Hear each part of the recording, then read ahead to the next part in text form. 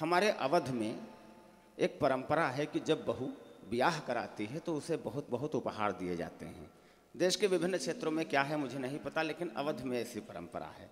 मैं एक सूची पढ़ता हूं। जब माँ जानकी मिथिला से ब्याह कर अयोध्या में आई, उनको किसने क्या दिया, किसकी ओर से क्या मिला, मैं एक सूची पढ़ता हूं, आपका मन महक जाएगा। सुनिएगा कि कड़ा दिया किसी ने दिया कंठहार। ये माना गया कि मां कौशल्या ने उनको कंठहार, वह कंठहार दिया होगा जो अयोध्या की एक महारानी दूसरी महारानी को देती थी। कड़ा दिया किसी ने दिया कंठहार, किसी ने तो रत्न का पहाड़ ही बढ़ा दिया। अयोध्या में एक मणि पर्वत नाम की जगह है और उसके बारे में ऐसा प्रचलित है कि माँ सीता को मुँह दिखाई में जो मणियाँ मिली थीं उन्हें एक जगह इकट्ठी कर दी गई तो वो एक पहाड़ की शक्ल ले ली और उसे आज मणि पर्वत कहा जाता है।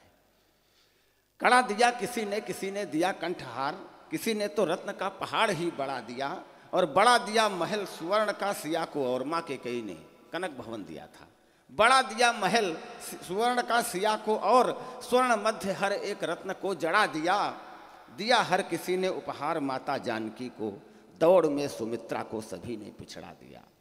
दिया हर किसी ने उपहार माता जानकी को, दौड़ में सुमित्रा को सभी ने पिछड़ा दिया। माता ने बुलाया चुपचाप ही लखन को, वह सीता जी को लखन का हाथ पकड़ा दिया। क्या बात है।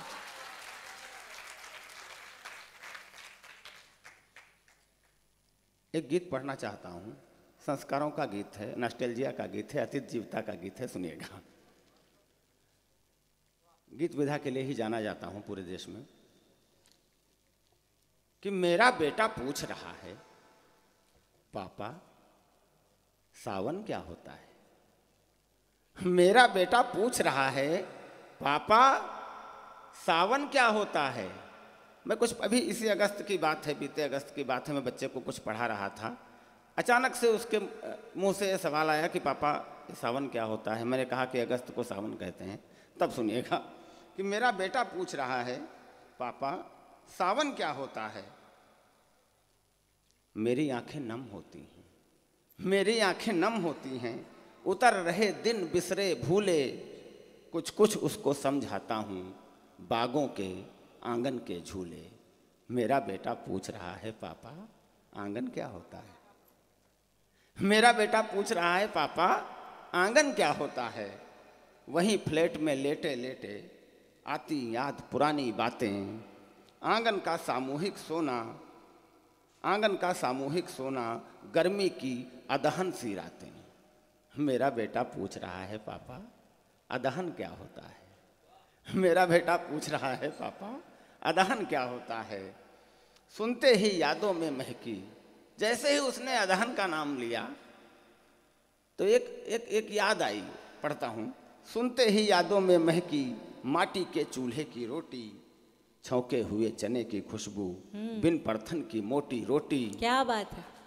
मेरा बेटा पूछ रहा है पापा परथन क्या होता है। मेरा बेटा पूछ रहा है पापा परथन क्या होता है। यह कुछ भोले से सवाल हैं, उत्तर किंतु कहाँ से लाऊं। महानगर में बटते खटते उसको मैं कैसे समझाऊं। मेरा बेटा पूछ रहा है पापा सावन क्या होता है। मित्रों, वृंदावन में खड़ा हूँ, ब्रज में खड़ा हूँ, मैं 4 पंक्तियाँ पढ़ता हूँ और ये पंक्तियाँ उस समय की हैं जब प्रभु कृष्ण वृंदावन छोड़कर मथुरा जा रहे थे। मैंने कुछ नया कहने की कोशिश की है, आप तक पहुंचाता हूं, सुनिएगा। गोपियों की ओर से एक बात कही जा रही है कि ऊंचे ऊंचे महलों को छोड़कर मेरे श्याम, ऊंचे ऊंचे महलों को छोड़कर मेरे श्याम, कुंज गलियों का ये ठिकाना भूल जाओगे। ऊंचे ऊंचे महलों को छोड़कर मेरे श्याम, कुंज गलियों का ये ठिकाना भूल जाओगे।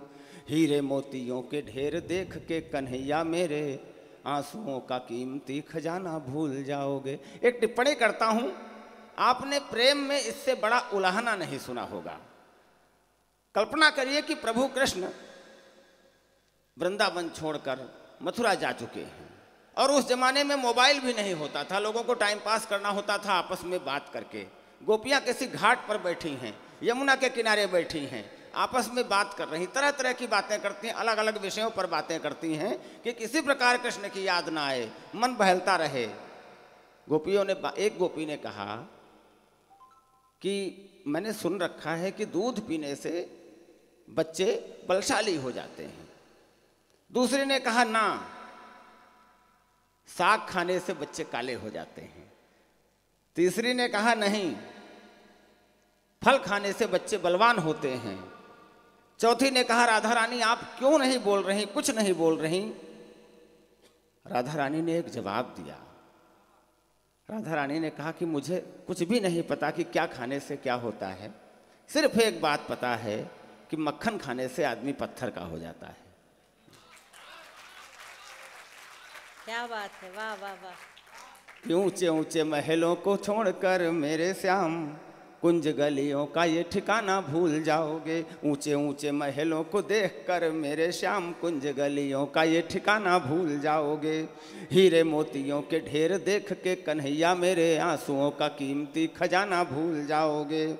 जाना है जरूरी जाओ जमुना के पार पर, डर है कि इस पार आना भूल जाओगे। डर है कि इस पार आना भूल जाओगे। बांसुरी को लेके करेंगे हम क्या कि जब आप ही ये बांसुरी बजाना भूल जाओगे। मित्रों, 2-3 मिनट की एक कविता पढ़ना चाहता हूं, कई बच्चों ने कह रखा है उस कविता के लिए।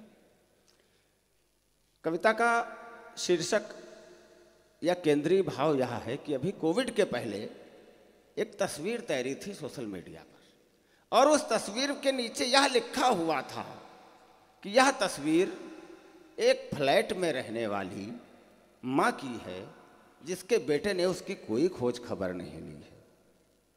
और उस कंकाल के नीचे, कंकाल को देखने पर यह महसूस होता था कि उस कंकाल का मुंह खुला हुआ था। मित्रों, मैं मानता हूं कि हो सकता है दुनिया के किसी कोने में यह कविता का विषय न हो, लेकिन भारत में श्रवण कुमार के देश में, विवेकानंद के देश में जब ऐसी घटना घटती है तो यह कविता का विषय होता है। मैं पढ़ता हूँ। उस माँ के साथ क्या हुआ होगा उस फ्लैट में उस रात, जब 6 महीने से उसके बेटे ने कोई खोज खबर नहीं ली। कि किसी रात सोते सोते लकवे का दौरा पड़ा, आंख खुलती न थी परंतु खोलती रही। हाथ था बेजान पर सपने ही सपने में आसपास मोबाइल को टटोलती रही। लेटे लेटे बेटे की तलाश करती थी आंखें, नयनों में एक तस्वीर डोलती रही। प्राण निकले तो मुंह खुला का खुला ही रहा, सांस सांस सांस बेटा बेटा बोलती रही। निश्चित रूप से माँ ने अंतिम शब्द बेटा कहा होगा और माँ की आंखें, माँ का मुंह खुला रह गया। मेरे भाई, उस माँ की गृहस्थी की जब तलाशी ली जाती है तो कुछ सामान बरामद होता है माँ के बक्से से। उसकी एक सूची पढ़ता हूँ, वो सूची मेरा भी मन भावुक हो जाता है इस कविता को चाहे कितनी बार पढ़ूं।